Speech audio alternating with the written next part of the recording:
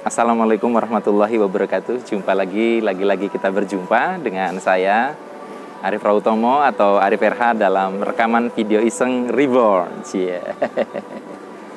Ya, teman-teman semua, kali ini saya berada di Genting Highland ya, salah satu objek wisata di Malaysia. Jadi ini di wilayah atasnya di Malaysia. Di sela-sela jalan-jalan ini saya luangkan waktu untuk membuat video ini, dan tadi kepikir pengalaman saya masa lalu ya. Jadi saya mau membahas tema judulnya etika melampaui kebenaran ya. Etika melampaui kebenaran.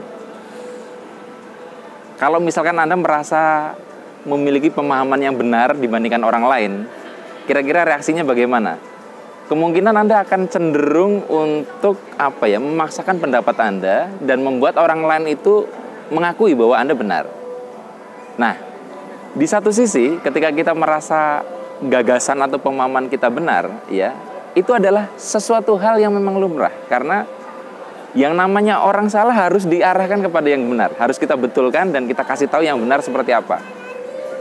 Dan itu yang dulu menjadi dominan dalam pemikiran saya. Makanya saya waktu zaman mahasiswa itu sangat idealis untuk memperjuangkan yang namanya nilai-nilai kebenaran. Pokoknya kalau aku udah bener ya, siapapun saya libas. Pokoknya kalau gue udah bener, mau dosen kek, mau rektor kek, gue hajar gitu loh. Dan saya tidak melihat satu value yang lebih luas daripada itu.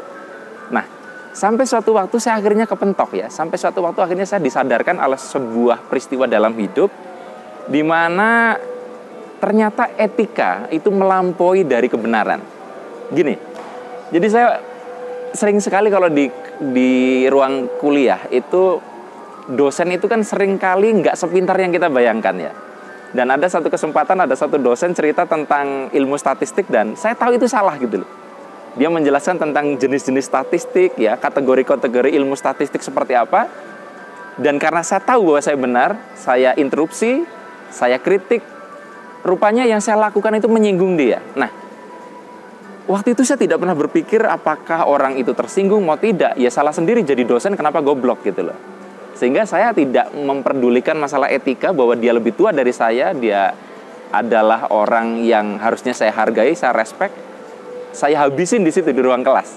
Bahkan ketika dosennya bilang, ya coba kamu baca buku ini gitu kan. Saya keluarkan buku dari tas saya. Lihat, saya bukunya sudah membaca buku itu gitu loh. Jadi akhirnya dosen itu malu ya. Akhirnya dosen itu tidak mau ngajar lagi sampai 1 semester dan digantikan oleh dosen yang lain. Dan di situ saya merasa puas karena saya membuktikan bahwa saya merasa benar. Dan itu saya lakukan nggak cuma sekali ya, berkali-kali, sehingga saya terkenal sebagai mahasiswa pembantai dosen. Nah, sampai suatu ketika saya mendekati kelulusan, saya menggarap skripsi, dan saya dapat dosen-dosen yang mempersulit saya. Jadi boleh dibilang bukan mempersulit, tapi mereka juga memiliki prinsip-prinsip yang sama dengan saya, di mana kalau lu salah ya lu harus dibenerin gitu loh. Padahal saya mendambakan supaya cepat lulus, ketemu dosen yang lebih fleksibel. Ternyata saya akhirnya dihadapkan pada satu keadaan di mana saya tidak mudah sekali untuk lulus, sehingga saya lulusnya lama walaupun indeks prestasi saya sangat tinggi ya, 3,5 ke atas. Nah, setelah proses kuliah ini berlalu, saya akhirnya baru sadar bahwa ternyata dulu saya itu suka mempermalukan dosen, menyulitkan orang lain. Ternyata saya kena getahnya, kena buahnya.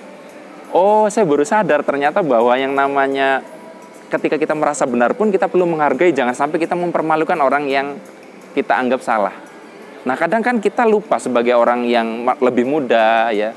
Kita merasa ya kalau salah kita kritik. Oleh karena itu sekarang saya kadang kalau ada temen di Facebook dia salah ya, saya tidak terlalu tergoda untuk menunjukkan bahwa saya benar. So, komen yang panjang gitu, saya berikan ceramah supaya dia tahu bahwa dia salah. Dulu sangat tergoda saya melakukan itu, sekarang udah nggak pernah. Nah, mungkin Anda pun yang nonton video-video saya ini ya, yang lagi semangat-semangatnya belajar, yang masih muda, saya ngomong bikin video ini ada yang salah, Anda gatel sekali untuk komen di video saya ini untuk melurus-luruskan saya. Nah, tapi saya menghargai upaya Anda untuk meluruskan saya, mengarahkan saya kepada hal yang benar. Tapi satu hal teman-teman, ternyata di atas kebenaran itu ada yang lebih tinggi, yaitu etika. Etika adalah bagaimana caranya kita menyampaikan kebenaran dengan cara yang halus, bagaimana caranya kita menyampaikan kebenaran tanpa membuat malu orang lain, tanpa menyakiti hati orang lain. Karena sepertinya saya lihat etika mengarah kepada kebaikan, dan sepertinya alam lebih jatuh cinta kepada orang baik dibanding orang yang merasa paling benar. Hanya ini yang bisa saya bagikan dari pengalaman saya pada kesempatan kali ini. Mudah-mudahan bermanfaat. Sampai ketemu lagi dalam rekaman video Iseng Reborn yang selanjutnya. Saya akhiri. Billahi taufik wal hidayah. Wassalamualaikum warahmatullahi wabarakatuh. See you.